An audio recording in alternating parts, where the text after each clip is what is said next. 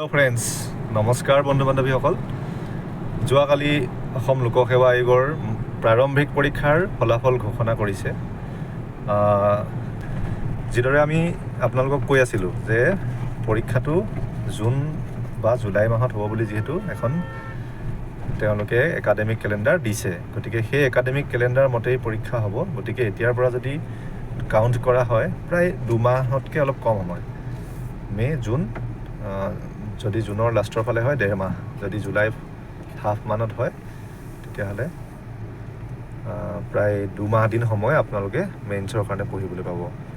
গতিকে প্ৰথম কাম হ'ব আপোনালোকৰ চিলেবাছখন আপোনালোকে কমপ্লিটলি এবাৰ সেই বস্তুখিনিৰ লগত ফেমিলিয়াৰ হৈ লওক, চিলেবাছখন ডাউনলোড কৰি লওক, বাৰে বাৰে চিলেবাছখনৰ বিষয়ে ভাবক। প্ৰতিটো পেপাৰৰ প্ৰতিটো ছাবজেক্ট যদি আপোনালোকে কণ্টেণ্ট বিচাৰিবলৈ যায় তাক এবাৰ পঢ়ি লৈ গুগলৰ পৰা হওক, বুকছৰ পৰা হওক, মানে য'তেই হওক আপোনালোকে পঢ়ি সেইখিনি ক্লিয়াৰ কৰাটো অতি জৰুৰী।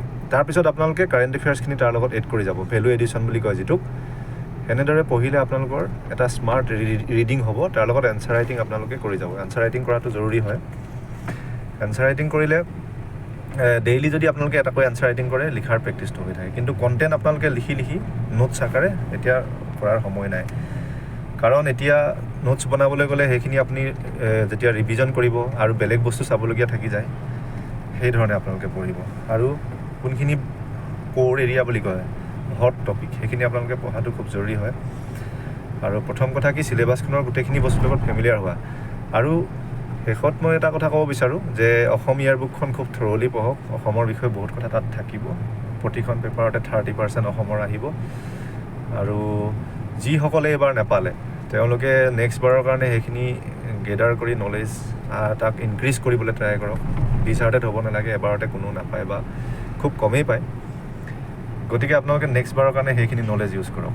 আৰু আপোনালোকে যদি কিবা অসুবিধা পায় পঢ়াৰ কাৰণে, মিডিয়ামক লৈ হওক বা মিডিয়ামটো অসমীয়াতো লিখিব পাৰে, আৰু ওপৰৰ পেপাৰখনত খালি মিডিয়াম আছামিজ বুলি আপোনালোকে লিখি দিব লাগিব বা ইংলিছ মিডিয়াম বুলি মেনশ্যন কৰিব লাগে মেইনছৰ পেপাৰখনত। আপোনালোকে কিবা অসুবিধা পালে কমেণ্টত ক'ব। আপোনালোকৰ কাৰণে এই ভিডিঅ'টো লৈ আহিলোঁ। সকলোকে শুভেচ্ছা জনাইছোঁ। অনাগত দিনবিলাক আপোনালোকৰ খুব ভালদৰে পাৰ হৈ মেইনছলৈকে ধুনীয়াকৈ যাওক। মনত ৰাখিব, মেইনছৰ স্ক'ৰটোৱেই আপোনালোকক এই চিলেকশ্যনত বহুত সুবিধা প্ৰদান কৰিব। So' thank you and congratulations to those who have cleared. আৰু যিসকলে কৰা নাই তেওঁলোকৰ কাৰণে এইটোৱে ক'ম যে আপোনালোকে হাৰ নামানিব। Thank U.